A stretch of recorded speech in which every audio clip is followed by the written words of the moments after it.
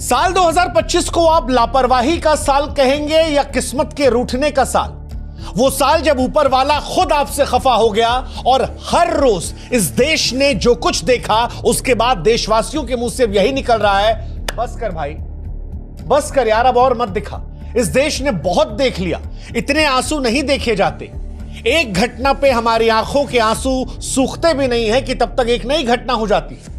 जनवरी से लेकर जून तक जो कुछ हुआ है उसे देखकर कहीं भी आने जाने, उठने बैठने, घूमने टहलने, काम करने, हर चीज में डर लगता है। हर महीने एक नई चोट लग जाती है।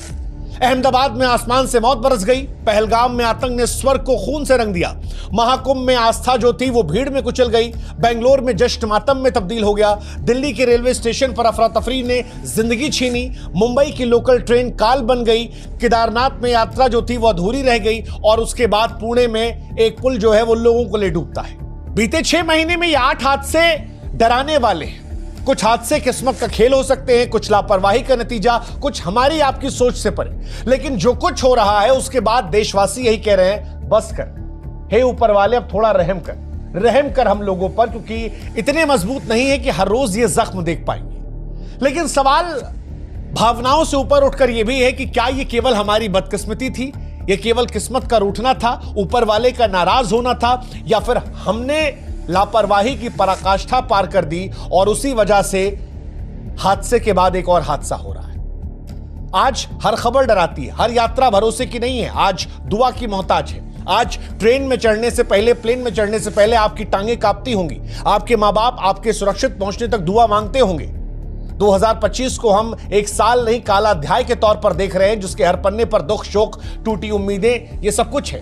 लेकिन सवाल फिर वही मेरा है कि क्या ये मनहूसियत का साल था या हमारी लापरवाहियों को हम हादसा और खराब किस्मत कहकर जिम्मेदारी से भाग रहे हैं। इस साल की शुरुआत से शुरू करते हैं। सबसे पहले कुंभ। आस्था पर जब लापरवाही भारी पड़ गई, उसे आप किस्मत की मार कहेंगे या सिस्टम की नासमझी, वो आप पर है। लेकिन 29 जनवरी 2025 प्रयागराज का महाकुंभ चल रहा था, वो पर्व जहां भीड़ नहीं आस्था उमड़ रही थी, लोग शरीर से नहीं आत्मा से स्नान करने आए थे, जहां हर डुबकी में उम्मीद थी कि पाप कट जाएगा, जीवन सुधरेगा, मोक्ष मिलेगा। लेकिन 29 जनवरी 2025 को मौनी अमावस्या के दिन आस्था चीख में बदल गई, भीड़ रौंद गई, मौत चारों तरफ बिखरी थी। लाखों लोग उस दिन गंगा के तट पर थे, व्यवस्थाएं चरमरा गई थी, रास्ते सकरे थे, पुलिस कम थी, दिशा निर्देश उलझे हुए थे, भीड़ बेकाबू थी। तभी ये घटना होती है। किसी ने कहा अफवाह की वजह से हुई, किसी ने कहा लापरवाही की वजह से, लेकिन मौतें हुई। किसी ने 30 मौत कही, किसी ने 40, किसी ने 60।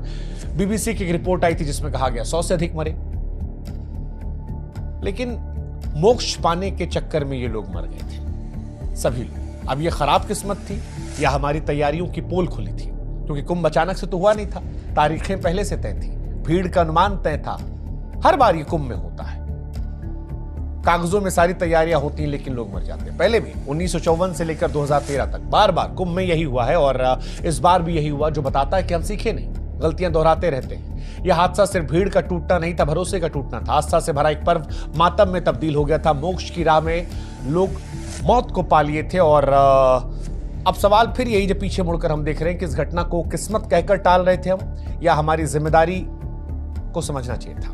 इस घटना के आंसू सूखे भी नहीं थे कि तभी नई दिल्ली के रेलवे स्टेशन पर तीर्थ की राह में मातम देखने को मिला। किस्मत की मार थी, सिस्टम की पुरानी लाचारी, या आप तय कीजिए।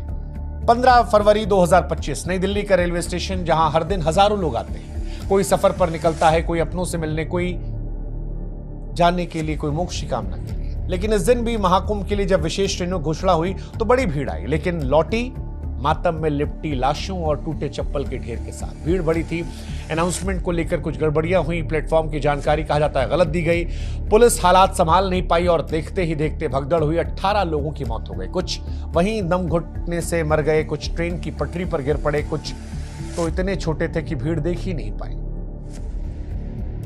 कोई माँ बाप को यहां पर तीर्थ यात्रा पे ले जा रहा था, कोई अकेले स्नान करने जा रहा था, किसी ने महीनों पहले टिकट बुक कराई थी, कोई भीड़ के इंतजार में खड़ा था, पुण्य कमाने जा रहे थे और जीवन छोड़कर चले गए। यह हादसा किस्मत की मार था या वही रेलवे की पुरानी व्यवस्था की लाचारी जो हर बार भीड़ में दम तोड़ देती है? पहले भी हुआ था 2013 में इलाहाबाद रेलवे स्टेशन पर 42 लोग मारे गए थे और 12 साल बाद भी हम वहीं खड़े हैं। सवाल, क्या तब भी किस्मत खराब थी आज भी, या तब भी हमने कुछ नहीं सीखा था और इस बार भी कुछ नहीं सीखा? अभी भी सवाल है, अगर अनाउंसमेंट वक्त पर हुई होती, भीड़ के लिए गेट खुले होते, बेहतर मैनेजमेंट होता, तो शायद ये लोग जिंदा होते।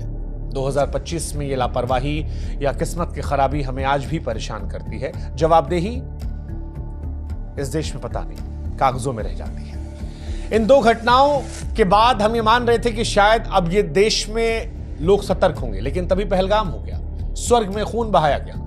अब यहां भी सवाल यही था कि किस्मत का धोखा था या सुरक्षा की चूक, क्योंकि 22 अप्रैल 2025 पहलगाम, वो जगह जहां लोग जिंदगी के शोर से कुछ सुकून के पल चुराने जाते हैं, बर्फ से ढके पहाड़ दिल को ठंडक देते हैं, वादियों में गूंजती हंसी जन्नत सी लगती है, उसी पहलगाम में आतंकवादियों ने स्वर्ग को लहूलुहान कर दिया, नर्क बना दिया।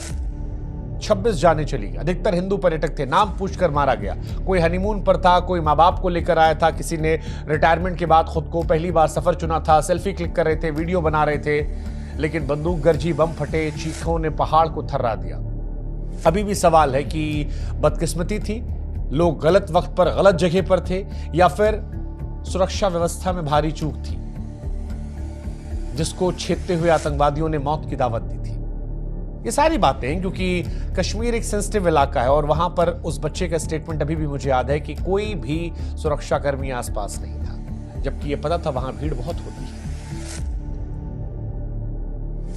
आप इसे क्या नाम देते हैं वो हम आप पर छोड़ देते हैं, लेकिन सच यही है कि इस घटना ने भी हिंदुस्तानियों को खूब रिलाया। इसी के बाद ऑपरेशन सिंदूर हुआ, भारत ने हमला किया, उसमें भी हमारे कुछ जवान शहीद हुए, लड़ाई झगड़ा, पैसों का नुकसान। 2025 ने साल बहुत कुछ दिखाया है, लेकिन सच ये भी कि जो 26 चले गए उनके परिजनों के लिए अब वो सिर्फ फोटो तक रह गए, यादों तक रह गए, वीडियोस तक रह गए। ये त्रासदी थी, आतंक की भी, लापरवाही की भी। किस्मत धोखा देती दिखी, लेकिन सुरक्षा तंत्र जो था वो भी कमजोर था।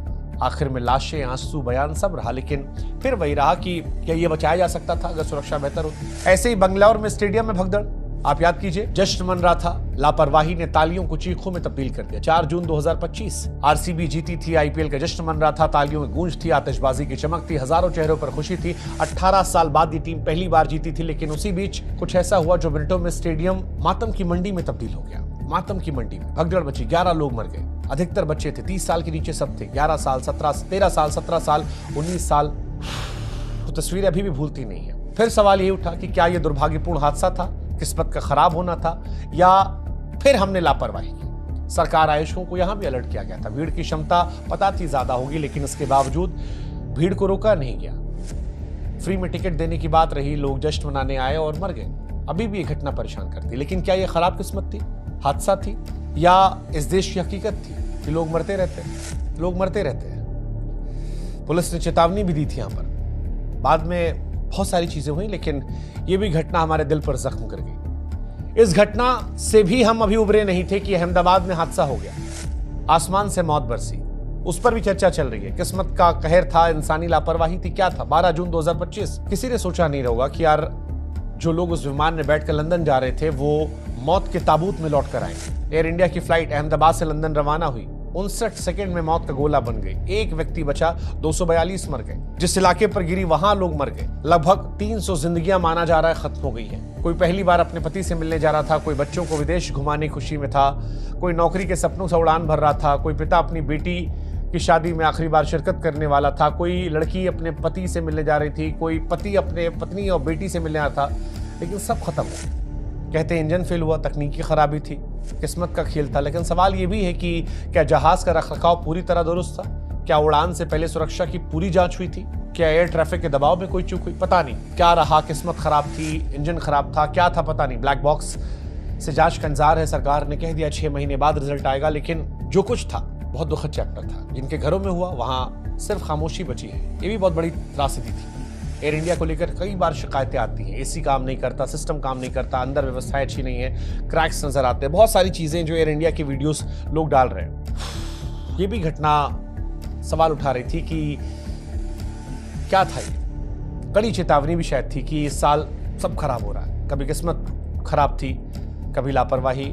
समझ नहीं आ रहा कि किस्मत खराब ने ज्यादा मारा या लापरवाही ने ज्यादा मारा। इस घटना से अभी भी हम नहीं निकले हैं, लेकिन इस घटना के साथ ही मुंबई लोकल ट्रेन हादसा हो गया। मुंबई में लोकल ट्रेन को जीवन रेखा कहाता है, पटरी से उतर गई। 9 जून 2025 मुंबई की लोकल ट्रेन सिर्फ ट्रांसपोर्ट नहीं, इस शहर की धड़कन है। सुबह की नींद तोड़ती हुई, शाम की थकान समेटती हुई, हर दिन लाखों जिंदगियों को बढ़ाती है, लेकिन 9 जून को यही जीवन रेखा मौत की दिशा में चली गई। डीवा और मुमरा स्टेशनों के बीच भीड़ के धक्का मुक्की के दौरान कुछ बैग टकराए और 13 लोग चलती ट्रेन से गिर पड़े। 4 की मौत हो गई। ये वही लोग थे जो हर रोज निकलते थे ऑफिस जाने, इंटरव्यू देने, सब्जी की थैली लेकर घर लौटने, लेकिन मौत की खबर बनकर लौटे। सवाल ये कि क्या बैग टकराने से केवल हादसा हुआ या फिर इतनी ज्यादा भीड़, इतने ज्यादा खुले दरवाजे, सुरक्षा के नाम पर शून्यता ने इस हादसे को न्योता दिया। रेलवे कह रहा है कि अब हम स्वचालित दरवाजों की बात करेंगे, लेकिन सवाल यह है कि मरने के बाद ये सब बात क्यों होती है? कितनी बार लोगों ने गिरकर जान गंवाई, कितनी बार माफ किया, कितनी बार सुधार किया। ये घटना क्या खराब किस्मत थी या हमारी लापरवाही? 2025 की घटना सच कहें तो हादसा है या हमें आईना दिखाना, इस पर बहुत स्पष्ट जवाब है। सिस्टम सोएगा तो पटरी पर लाशें ही मिलेंगी। लोग रोजमर्रा की जिंदगी में मरने लगे तो कहना मुश्किल था दोष किसका था, लेकिन फिर वही कहानी है कि किस्मत पर दोष मढ़ेंगे या फिर लापरवाही पर। बीते 24 घंटे में केदारनाथ की घटना हो गई। भगवान की चौखट तक मौत पहुंच गई। आस्था टूटी, व्यवस्था ये भी नहीं पता। केदारनाथ वो स्थान जहां हर इंसान जाना चाहता है। आस्था सांसों से गहरी होती है, लेकिन एक हेलीकॉप्टर क्रैश हो गया, 7 श्रद्धालुओं की मौत हो गई। गौरीकुंड के पास जो हेलीकॉप्टर श्रद्धालुओं को बाबा केदार के दर्शन करवा रहा था, कहा गया तकनीकी खराबी के चलते गिर पड़ा। जो लोग खुशी खुशी दर्शन के लिए निकले थे, अब सिर्फ स्मृतियां बची हैं। किसी ने पहली बार बाबा का दर्शन देखने की मन्नत मांगी थी, कोई बीमार माँ को लेकर आया था, कोई क्या कहें यार, सबकी अपनी कहानी है। अब क्या ये केवल मशीन निकलती थी या फिर हेलीकॉप्टरों की सुरक्षा जांच को सिर्फ फॉर्मेलिटी मान लिया गया है? बीते सालों में भी कई घटनाएं ऐसी हुई जहां पर हेलीकॉप्टर क्रैश हुए। 2025 की घटना बताती है कि मौत आस्था से नहीं डरती, और भगवान के दरबार तक जिंदा पहुंचना भी मुश्किल हो जाए तो ये समझ लीजिए कि सिर्फ किस्मत नहीं टूटी है, बल्कि सिस्टम भी ध्वस्त हो चुका है। और इसी दिन पुणे में घटना होती है। एक पुल ढह जाता है। जून 2025 पुणे के कुंडमाला में इंद्रायणी नदी पर बना एक पुल था। तस्वीरों के लिए मशहूर था, इंस्टाग्राम चलाने वालों का फेवरेट स्पॉट था। शाम दोपहर, लेकिन फिर 10-15 पर्यटक नदी में समा जाते हैं। 6 से 7 कहते हैं मर गए। इसमें पुष्टि हो गई, कई लापता है। कोई हनीमून मनाने आया था, कोई कॉलेज ट्रिप से आया था, कोई सुकून के पल ले रहा था, लेकिन अब सब सन्नाटा है। कई बार यहां भी कहा गया था कि पुल कमजोर है, बारिश में टूट सकता है, लेकिन प्रशासन खामोश था। अब जिंदगियां बह गई तो क्या हम कहेंगे ये हादसा था, किस्मत खराब थी, त्रासदी थी, बुरी किस्मत, या स्पष्ट था कि इंतजार की गई मौत थी? इसीलिए हम कह रहे हैं कि जो खबरें हैं ये उन परिवारों की कहानी है जिनके अपने अब नहीं है। 2025 मनहूसियत का साल था, बदकिस्मती का साल था, या हमारी गलतियों का साल? इस साल जो मौतें हुई हैं वो उन परिवारों की कहानियां हैं जिनके अपने अब नहीं रहे। अहमदाबाद के विमान हादसे से लेकर पहलगाम में आतंकी हमला, क्या यह हमारी खराब किस्मत थी या सुरक्षा व्यवस्था की नाकामी?